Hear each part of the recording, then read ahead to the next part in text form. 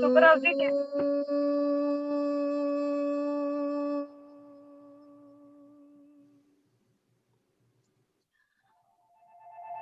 समस्त जन कल्याणे निरतं करुणामयं नमामि चिन्मयं देवं सद्गुरुं ब्रह्मविद्वरम् ॐ सहनावतु सहनौ भुनक्तु सह वीर्यं करवावहै तेजस्विनावधीतमस्तु मा विद्विषावहै ॐ शान्ति शान्ति शान्तिः हरिः ॐ श्री गुरुभ्यो नमः हरिः ॐ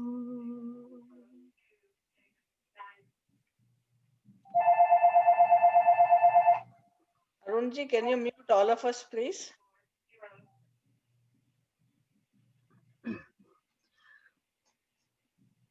So verse number 11, chapter 2, Sankhya Yogo Namaha.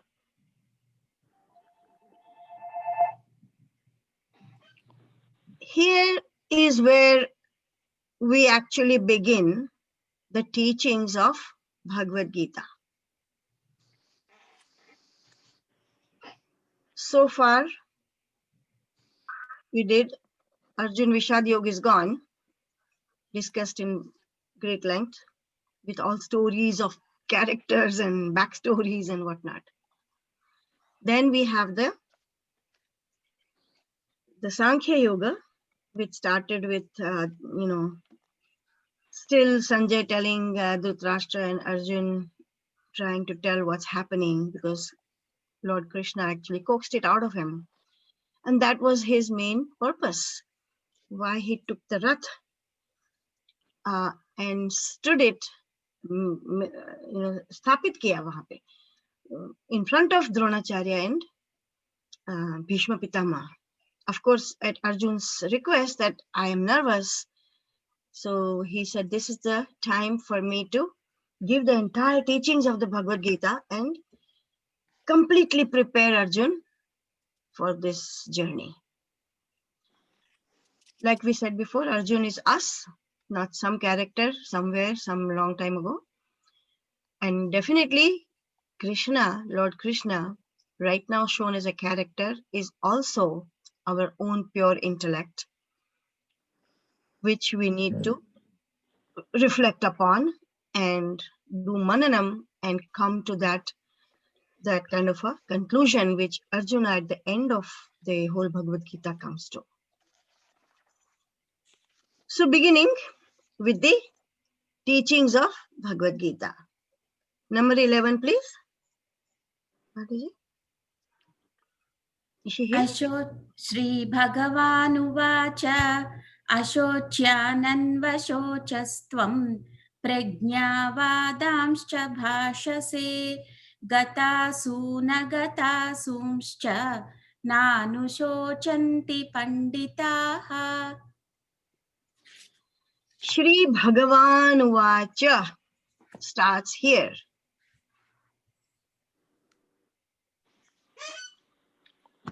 We saw in chapter 1 just that one line why he said that.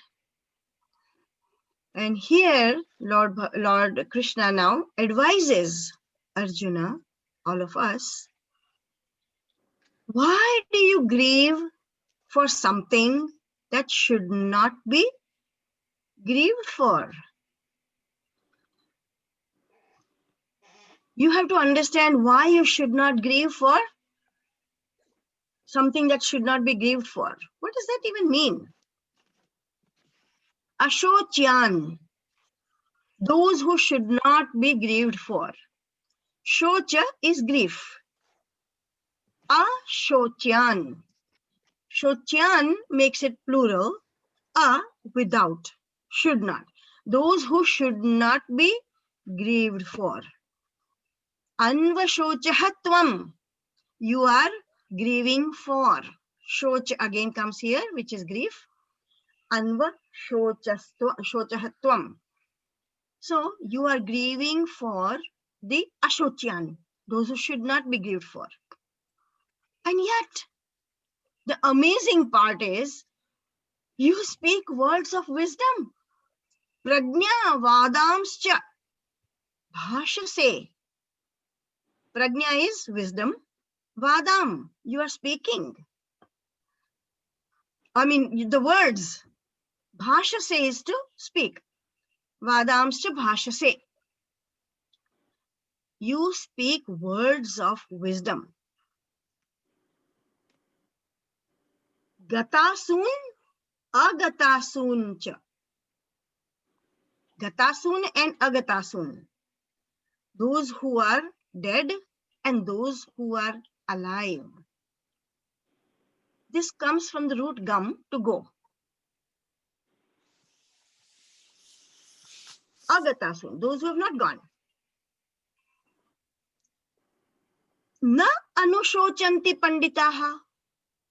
They don't, the wise people don't grieve over that, the living or the dead. Paying respects is one thing, but grieving to the point of losing balance of oneself is yet another. Yes, we must pay respect to the people who departed, and of course the people who are alive. But losing balance over that grief is a whole different level of your disturbance in your mind. That should not happen. So basically, Lord talks about balance in life, whatever it may be, from sleeping, eating, drinking, talking, whatever it may be. That's the balance of life we should actually observe every single time. Even eating, we gain a few more pounds and then we start all kinds of ailments. My knee is hurting, my ankle is hurting, and immediately one should stop and watch that overeating. Immediately it should come. If it's too late, it takes forever. That's just one example I'm giving. There's so many other things that we can think of. Now remember all the arguments Arjuna put forth in the first chapter? They all, quote unquote, seemed like big words of wisdom. Oh no, these are my people whom I grew up with, whom I sat in their laps, who taught me. They really sound so convincing. But he's forgetting, like we have said before, this is a fight not against people, but dharma against adharma. So remember, they seemed like big words of wisdom, but actually they are not. In the eyes of the Lord himself is saying, the world's understanding of a pandit, na anushochanti panditaha. Who are pandits? See, it's different from the Lord's understanding. Our understanding, the world's understanding of a pandit is different from the Lord's understanding of a pandit. We think only of worldly situations, worldly things. And every single time we think of a worldly situation, selfishness creeps in. It's normal, natural. But when we listen to the Bhagwad Gita, that's when we suddenly understand, oh, the Lord's understanding of who is a Pandit, who is a wise person. Pandit doesn't mean it's somebody with a beard and white clothes and doing swaha, swaha, nothing like that. Pandit is a wise person. So we call someone who is learned a Pandit. Fine. The Lord says, the one who knows truly the purpose of this universe is the real Pandit. Very rare people, fortunate people come to understand this. They think by getting one PhD, it's no use. Let me get 3 of them. And then I will be called a Pandit. So they keep doing that. Fine. But the real purpose of life is totally gone because the ego is playing here when you try to get 3 PhDs. Or even 1 PhD is bad. I mean, what do you call it? Difficult enough. But that, after getting that PhD, if you're using that knowledge for good, but we usually have end up saying, hey, you didn't put a DR in front of my name. You know, that's not the purpose of life. If somebody remembers and they put it, fine. If somebody doesn't put it, that doesn't make you a non-doctor. You are still a doctor. So it's okay. Different people are different in the world. You don't have to get all worried and worked up about things like that. So Bhishma, Drona are all sages. They have all dwelled into the very theory of life and death. They are not only just learned people, they have dealt with this very subject of life and death. They're not just respectable in just because of their position, but because of their actual knowledge of the purpose of life and death itself. Neither one is going to be affected by the circumstances. This is very important for us to know. So if we want to put ourselves in that kind of a respectable position, do not get affected by circumstances. They come and go. World will go on. Like I was telling somewhere else, I think, I don't think it's even in Gita, whether Trump wins or Biden wins, ultimately life will go on and your wife will still tell you what to do. Don't get all worked up about some political fight. It'll go on. That guy is still fighting, poor thing. But they are forced to choose the Kauravas side because of their job is mainly to protect Hastinapur. They are totally unaffected otherwise by the circumstances. If that understanding is there, then literally life and death also will not affect us, but it does. Little things affect us. What to talk of life and death? So Yogeshwar himself, the one who is adept in the practice of every yoga, is telling Arjuna, us, that he is not even past the first step in yoga. What are you talking of? Big, big things. Even the first step in yoga you have not passed. Arjuna's. Why? Because Arjuna's word, deed, they are not synchronized. What he's saying so wisely and so bravely and so convincingly to himself is not matching with his actual situation, his mind or his action even.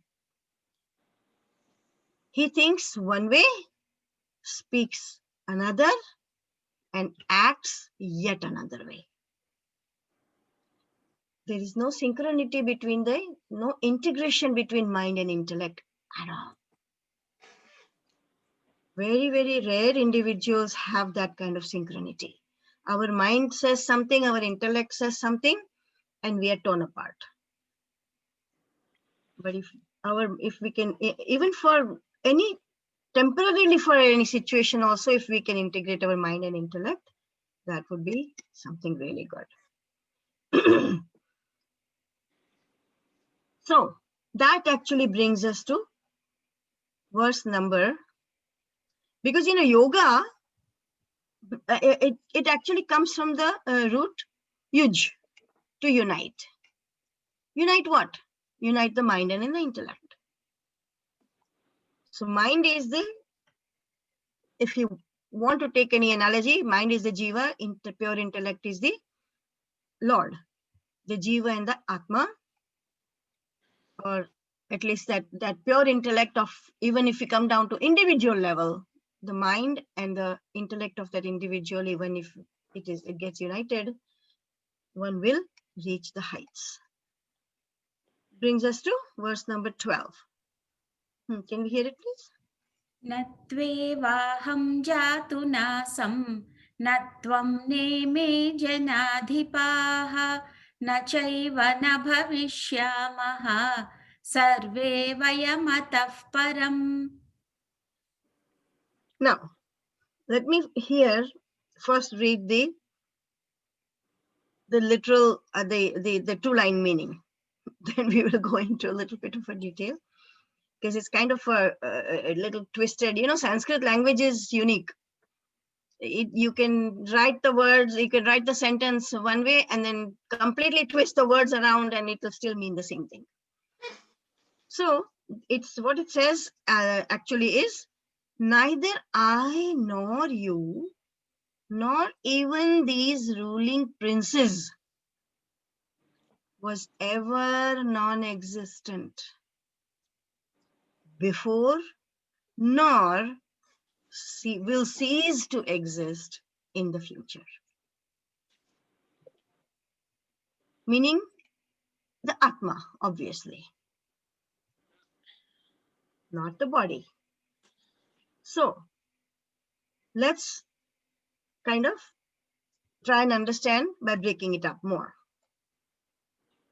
Natu aham, neither I, nat tvam, nor you. Now these two words are separated in the shloka actually. But neither I nor you is natu aham, nat tvam.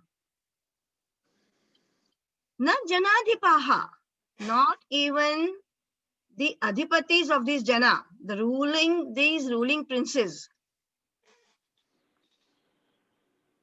What about them? Nor I nor you, nor the janadhipaha.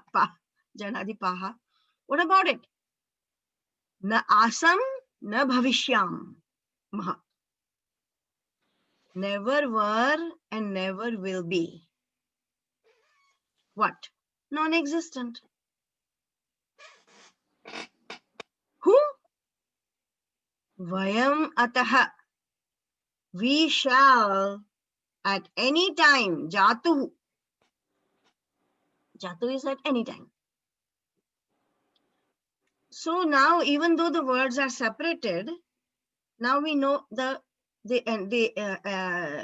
meaning of each one. You can make sense of this. Neither I nor you, natu aham, natvam, nor even these ruling princes, janadhipaha, was ever asam, nor even cease to be in the future, bhavishyaha, right? Bhavishyamaha. Now that whole thing makes sense. Bodies may appear and disappear. Atman is forever, is the actual teaching here that Lord Krishna is giving. Chapter 2 is said to be the summary of the entire Bhagwad Gita. But neither Arjuna nor all of us can fully get the import of it until we learn a lot more. And therefore, Lord has to go all the way up to 18th chapter with very, very interestingly, connected also. It's not like, okay, this is saying the same thing. No, there is a connection and an analysis and further explanation as we go on. So, hold on. Chapter 12, what's the time? We have 10 more minutes. Okay. Natu, natvam, natu aham. That part we got, right? So the Lord now answers this mystic question, the mystery to this question of how the Atman persists while the body perishes. Oh Lord, how can you say with so much conviction that neither me nor I, nor this ruling princes ever were or ever will be non-existent, meaning we were always existing, manifested or unmanifested. So the Arjun is now asking, or a question will arise in our mind, that how is this possible? Why? How can the Lord say with so much conviction? Bhagavan Uvacha, we went through the 6 bhagas. Why? And when Bhagavan Uvacha comes, we pay attention because of that. So now the Lord actually answers this mystic question. Number 13. देहिनोऽस्मिन् यथा देहे कौमारं यौवनं जरा तथा देहान्तरप्राप्तिः धीरस्तत्र न मुह्यति. This is an extremely, extremely important shloka, just like the Vasamsa Jirnani.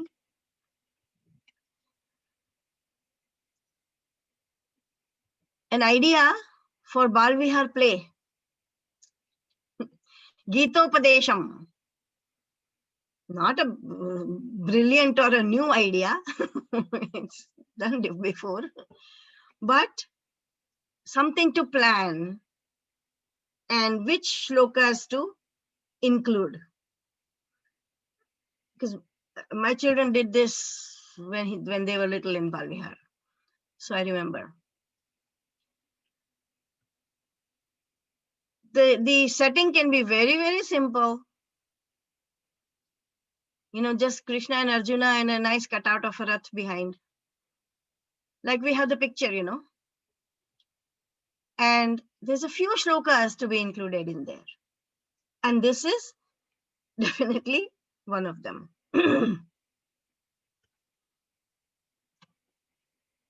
It is a rather important teaching that is now starting.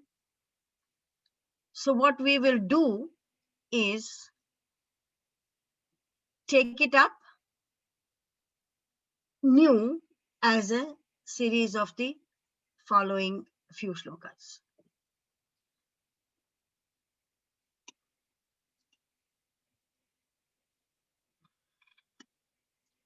So far, just I think next week we do not have the Bhagwad Gita in Balvihar. Mission is closed. So please use up that Sunday or the week to actually reflect upon everything that we discussed so far, especially beginning of chapter 2, a little bit about chapter 1, more than that, the Gita Dhyanam, Parthaya Pratibodhitam Bhagavata. That also has a lot of deep meaning into it. So try to reflect upon the Gita Dhyanam and the chapter 2. up to what at least we covered so far. The stories were in the chapter 1 we did were nice to remember, because children sometimes ask suddenly some questions, and the teachers, and that's why I'm insisting that we do this before the Bal Vihar starts and the teachers to be present. So students can sometimes ask, very unexpected questions. And if we have gone through some reflection of the Bhagavad Gita, we can answer very easily, conveniently, comfortably, instead of trying to pull something together at that time. So reflection is important. I remember in 7th grade, one little girl was asking, Auntie, you say we should not be materialistic in this and that, and yet all our gods are living in palaces with crowns. How do you explain that? And I told her, I said, who asked? You all know her, Anjal Chande. She may not remember. She was in 7th grade at the time. But I still remember that because it was a question that even immediately some answer has to come. And I said, okay, when Lord Rama was in the palace with as a prince and everybody was doting over him and he was with his crown, did you love and respect him? She said, yes. And it gives a very nice image in my mind. I said, okay. Now, when Lord Rama went to the forest without even slippers and on a white dhoti, without a crown, did you respect him and love him? She goes, yes. I said, what did you love? What did you respect? The crown or the white dhoti without any crown? And she started thinking. She goes, why do I love Ram? I don't know. I said, it's the thoughts of a person that you respect and love. Not what he or she is wearing or how she looks or how he lives like a lord or a hermit. That's not the criteria. That's why you love Lord Ram no matter in which condition he was. So she goes, okay, thank you, auntie, thank you, auntie. She must have forgotten she was a little girl. But she was the person who asked, and she's an intelligent girl, So anyway, we will start this one on December 6th, I think, and continue with the shlokas in order. Om Purnamada Purnamidam Purnat Purnamudachyate Purnasya Purnamadaya Purnameva Vashishyate. Om Shanti Shanti Shanti. Harihi Om Shri Gurubhyo Namaha. Harihi Om. I think I'm supposed to go to Tattva board today. So I will leave. Hari Om. Hari Om, everyone. Hari Om. And we'll see you back at 11. Important session today regarding the fundraising, and hopefully even the Shishu Vihar teachers, if they're here, then that's how we get the new parents' involvement too. Hari Om. Hari Om. Hari Om, Subharagar. Hari Om.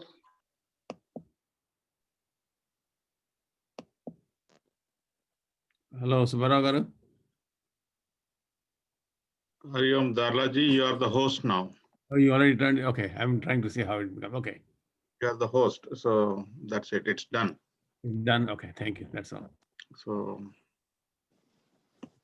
all right. I'll be escaping the room, and then I'll come back to the room later again. Okay, then you can take it over when you come back.